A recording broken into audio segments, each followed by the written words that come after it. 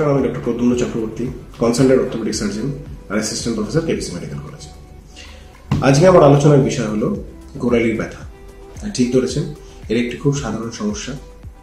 ঘুম থেকে উঠে পা ফেলতে গেলে ব্যথা করে, বা খানিকক্ষণ রেস্ট নেওয়ার পরে চেয়ার থেকে উঠে হাঁটতে গেলে খোঁড়ানো, এটা আমরা মেডিকেল টার্মে বলি প্লান্টার ফাশাইটিস।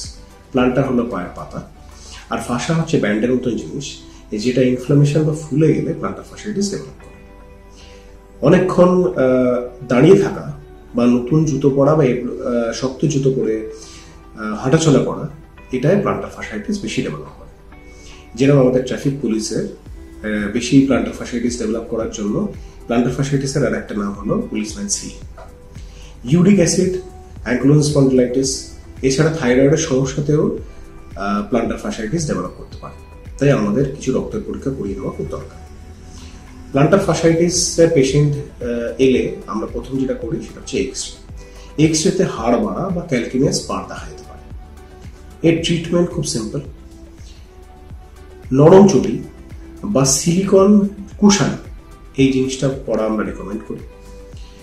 পাটা ঠান্ডা জল গরম জলের মধ্যে ডুবিয়ে রাখা বা contrast bath, stretching exercise, steroid injection, কিন্তু মাঝে মাঝে এইসব না কাজ করলেও অপারেশনের দিকে যেতে হতে পারে। নমস্কার।